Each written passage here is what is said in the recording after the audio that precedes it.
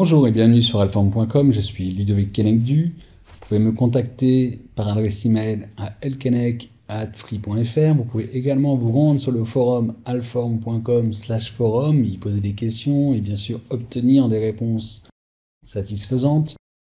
Donc la première vidéo de cette formation Proxmox installation et administration va concerner la présentation de l'information.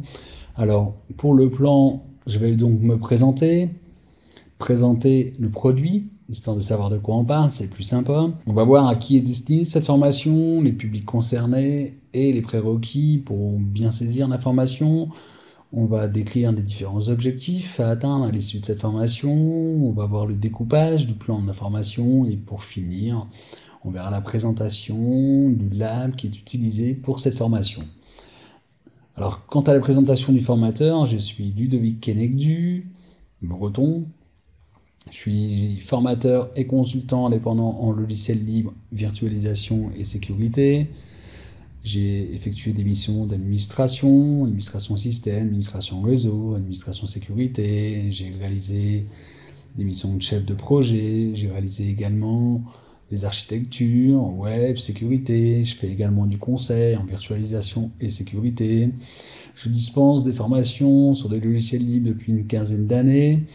Et je fais également des produits licenciés quand ces produits me plaisent. Je donne un petit exemple, VMware vSphere, que j'utilise, que je trouve très intéressant, qui me plaît bien, et donc j'apprécie de donner des formations et d'utiliser ce produit. Comme je disais en tout début de présentation, vous pouvez donc me joindre à l'adresse elkenek@free.fr.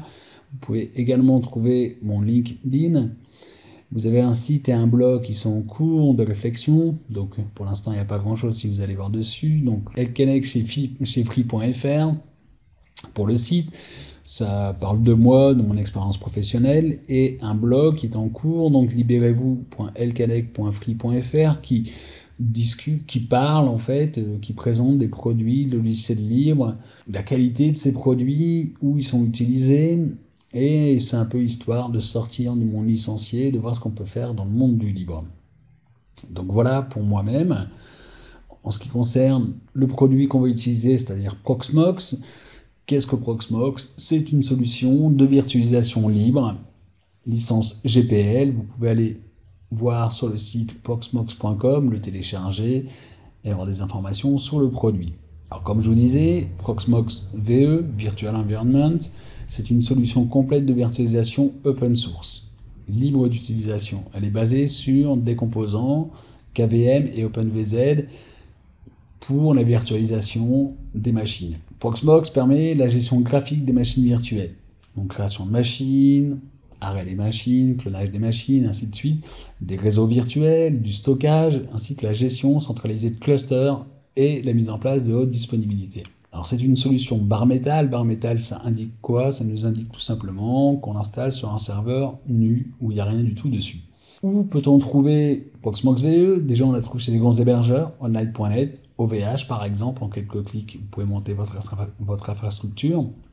On la trouve également au CNRS, on la trouve dans pas mal d'administrations. Alors c'est une solution qui est peu connue dans le monde de la virtualisation, pourtant elle est très utilisée dans le monde du libre. C'est un super produit, une super solution qui fonctionne extrêmement bien et qui est plein de qualité. Vous aurez l'occasion de le voir pendant cette formation. Que peut-on faire avec Proxmox? On peut créer des machines virtuelles, paravirtualisées ou non, faire la virtualisation complète, faire la virtualisation hardware.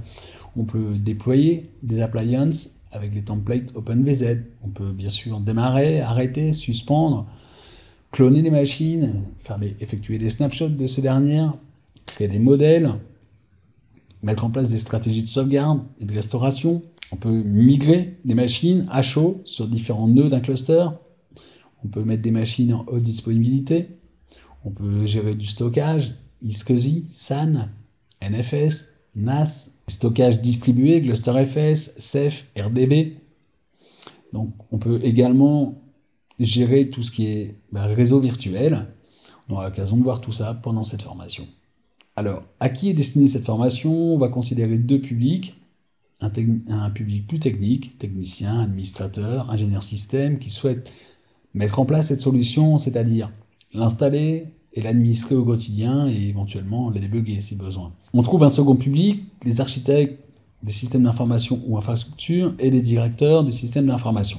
Les architectes et les directeurs souhaitent peut-être avoir des informations sur ce que c'est Proxmox pour pouvoir le comparer avec d'autres solutions qu'on trouve sur le marché et décider peut-être de le mettre en place. Alors pour bien comprendre cette formation, c'est pas mal d'avoir quelques connaissances Linux. C'est un plus, c'est pas nécessaire, mais si on en a, c'est tant mieux. Mais c'est pas nécessaire. En revanche, des connaissances de base des OS, c'est un peu indispensable. Savoir ce que c'est un pilote, comment ça s'installe, la relation entre un OS et le matériel, la relation entre un OS et du matériel, c'est un peu indispensable.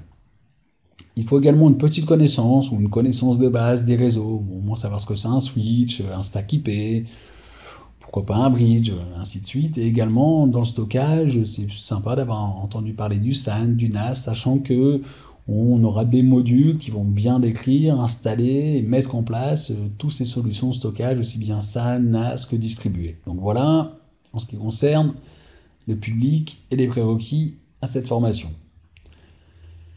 Les objectifs à atteindre à l'issue de sa formation, ça commence déjà par déployer, configurer un serveur Proxmox, bien sûr créer et administrer les machines virtuelles, comprendre, configurer et ainsi que gérer les aspects réseau et stockage partagé, savoir créer des clusters Proxmox, optimiser la disponibilité de l'infrastructure en mettant en place la haute disponibilité, mais également optimiser la disponibilité à travers des stratégies de sauvegarde. C'est également gérer des accès des utilisateurs avec des contrôleurs de domaine Windows, mais également avec des serveurs LDAP Linux, et de découvrir également le mode command line qui permettra éventuellement de faire des petits scripts pour démarrer automatiquement les machines, les déplacer et ainsi de suite.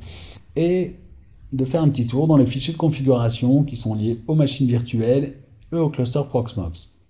Voici donc ce qu'on souhaite atteindre comme objectif à l'issue de cette formation. On peut trouver de la documentation sur Proxmox, un wiki complet très intéressant où vous trouverez beaucoup d'informations, des how-to, une liste des appliances virtuelles, les technologies utilisées par Proxmox, même quelques petites vidéos en anglais. Et vous avez également un forum, le forum officiel de Proxmox, où vous pouvez bien sûr poser des questions, obtenir des réponses, discuter avec des utilisateurs.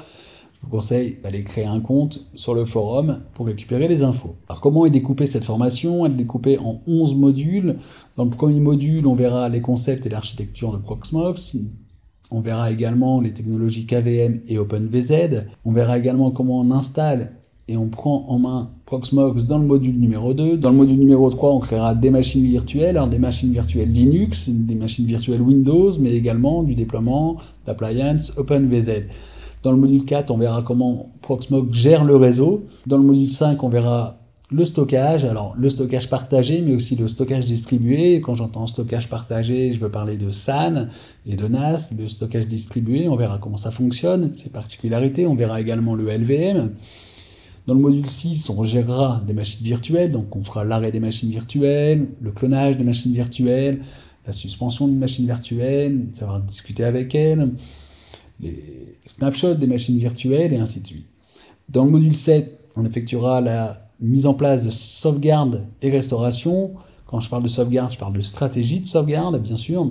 On verra les particularités entre des restaurations et des sauvegardes avec KVM et OpenVZ.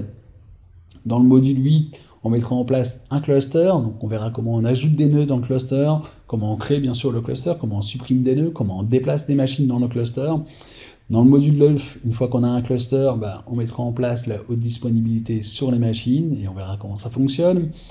Dans le module 10, on va voir tout ce qui concerne la gestion d'utilisateurs, les rôles, les permissions, les groupes, les utilisateurs d'un contrôleur de Windows, les utilisateurs en LDAP et les utilisateurs utilisés par Proxmox.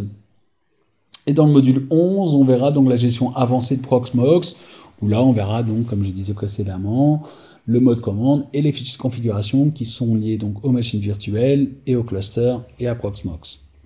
Donc voilà pour cette formation. Quant au lab sur lequel on va fonctionner, dans le laboratoire, on pourrait utiliser deux types de laboratoires. Un premier laboratoire qu'on appelle physique, où on aurait un certain nombre de serveurs, 3 serveurs physiques minimum, un serveur NAS et un serveur SAN et un serveur NAS. et une console d'administration, c'est-à-dire un Windows ou un Linux avec un navigateur web et Java installé dans ce navigateur web. Ce qui est utilisé dans cette formation, c'est un PC assez classique avec les fonctionnalités de virtualisation matérielle, c'est-à-dire un Core i5 ou un Core i7, et une solution de virtualisation. Ça pourrait être KVM avec l'outil Virt Manager, ça pourrait être également VirtualBox. On a fait le choix de prendre un VMware Workstation. On utilise également un SAN virtuel sous OpenFiler, un NAS virtuel sous FreeNAS et une console d'administration, c'est-à-dire un Windows avec un navigateur web d'installer et Java en plugin. Donc voici pour la présentation de la formation. C'est une petite présentation. J'espère que ça vous donnera envie d'aller plus loin et je vous dis à bientôt sur alform.com.